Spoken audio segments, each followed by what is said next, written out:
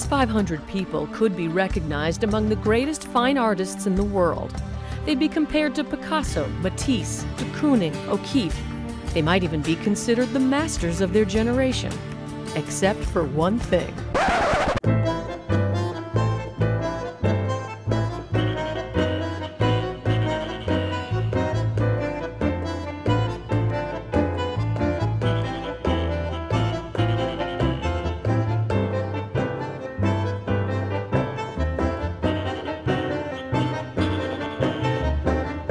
So over here we've got I call the Asian invasion, and you'll see everyone kind of sticks together. We're on our own little cliques, and although we move out of our groups, we all come back. It's kind of a weird segregation. It is. It's like Compton. Yeah, it's like Compton and Hollywood and Beverly Hills. You know, you're close, but you like to stay away. This table is why I come to the convention, because these guys are the innovators.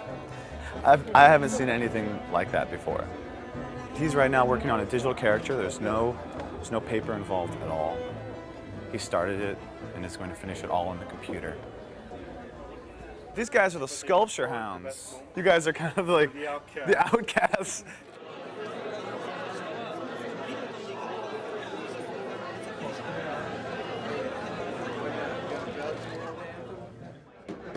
There's a guy named Mike, a friend of all of ours, and this is a drawing of Mike. Mike's probably about 300 pounds. And the caricature artist drew him taking up several chairs. Now, somebody could be offended by that, but if Mike, who the drawing's of, is not offended by that, there's not an issue. We all come here so that we can do anything and everything we want. Most of us work in some sort of retail or make a living doing caricatures. We do it for other people who tell us what they want, we deliver what they want. We come here, we do anything we want. Oh my God. Hey, hold that up. Yeah, that's the most offensive thing I've seen. Wow. Sorry, I didn't mean to stop, but I thought we regressed 40 years, 60 years. I just feel in a convention like this, you know, it's just fair game. If we were out in a theme park or you were out in a situation where there's paying customers and, you know, they're not there for that particular sort of, you know, entertainment, you know, maybe they have more of a right to maybe say something. They don't expect that. But in an environment like this, you know, it's just, it's fair game and everyone kind of knows that. It's just fun to get a rise out of people, you know. It's just funny stuff that doesn't bother me that bothers other people, and it's like, you know, if you can't handle it, it's just funny to me if they can't handle it. So it's kind of entertainment for my sake, you know, really more than anything. Really, the heart of characters having fun is exaggerating people, and what defines exaggerating? I mean, whether it be their personality, what their background is, or physically what they look like. All of these elements are fair game. This is elegant and gross. Oh, this is disgusting. She's turned me into a circle of gums, and you didn't even put the details on the glasses. It's just your two light bulbs with little suns in them. Why are you hiding, Marlowe? I'm going to come find you. And it's not about hurting people's feelings or, you know, being upset. I mean, in the beginning maybe it is, but it's being immature as an artist, really, as a caricature. I think that's immature. When I first started doing them, and they were really bad, really mean, and some of the meanest things I've seen were probably the ones I've done. And just for the sake of doing it, just because I can probably get away with it, you know? Just want to see how far I can push it in that way. And I realized people buy anything. People are willing to accept anything if you just package it a certain way. It's amazing how pissed people get.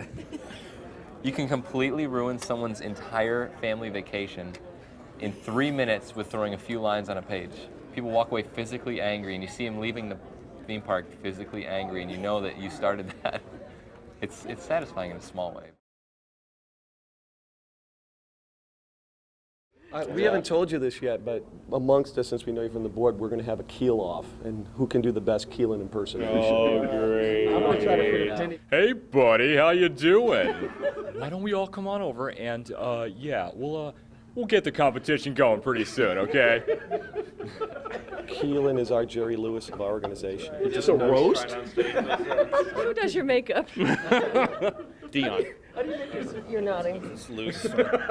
trying to relax after a long, stressful summer. It's a big head. Wow, you got a lot of people that like look up to you and you want to see. Look up to you. Sorry. I don't have many. Sorry. I have got like 3. You know, and that's when I stand on it. But I'm not that short. You know? The competition can get pretty cutthroat sometimes, and some of the guys are specifically here for the competition part of it, and they really, I was one of them. I'm guilty of that. What's funny is it's not that big a deal if you just win everything the first time you come. Hi, this is Glenn. Yeah. We have the top 3 prizes for Caricatures of the Year. We have and it's a nose statue, the golden nosy, the silver nosy, and the bronze nosy. Glenn has picked up 2 bronze nosies. He's the Susan Lucci of the NCA.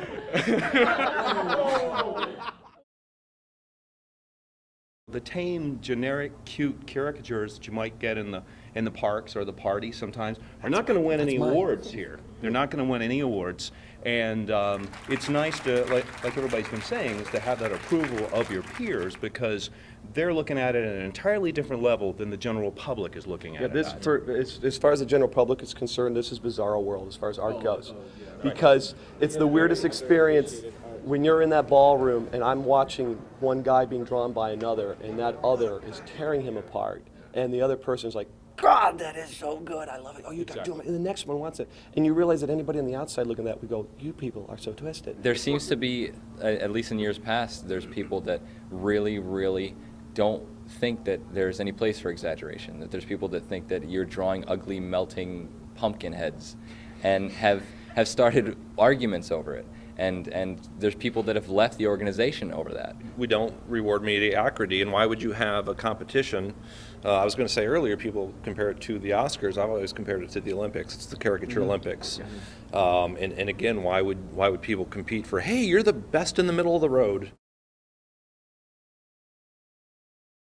To be good at what we do, you have to be able to judge people really quickly, which everything in human public... And it's most of the time physical. Right, yeah, everything you're taught in school and in society is don't judge people, don't be snap judged. We have to. We have to. And if you don't like the way we are, then we don't do a good job drawing, but we have to be quick, snap judgment people, get something down quick and exaggerate and make fun of it. Well, it's really funny, too, when you first learn to do the caricature, when you first get the rudimentary skills down, you walk out one day, when you first get it, you walk out and everybody turns into one. Yeah, you start. Everybody turns into a caricature, and you can't turn it off. You're just like, oh my god, oh my god, oh my god. Yes, yes. And big forehead, small mouth, eyes close together, eyes wide apart, dark skin tone, and you're start thinking in shapes, start thinking in animals, you start thinking in random objects. Like when you see Terminator and that you see that scanning of the red thing and everything's going across and Terminator. Yeah, you're sitting there and head enlarged, and spread out, and you just calculate it automatically, and you're ready to start drawing it. I love soccer moms that will say, for example, can you not draw my kid's buck teeth? And they'll say it in front of the kid. Oh.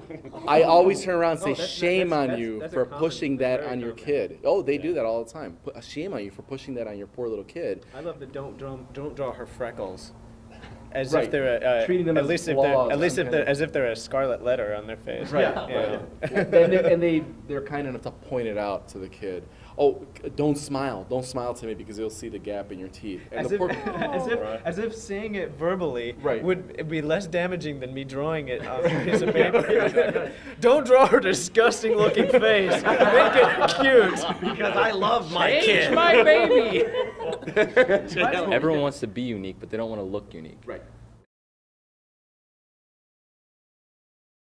I came to the first convention and I didn't have a single portfolio piece. I saw the people, what they were doing, and I was like, okay, this is it. Next year I'm coming back and I'm competing.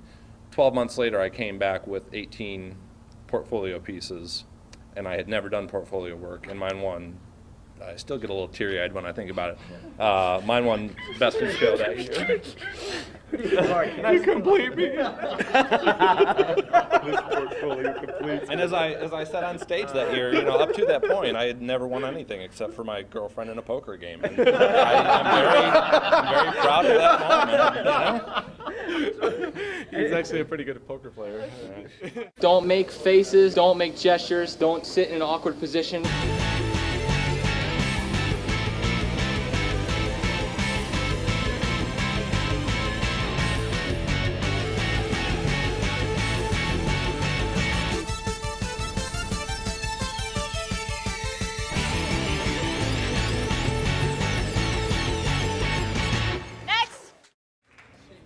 2006 was the year of dicks. Thanks a lot, y'all.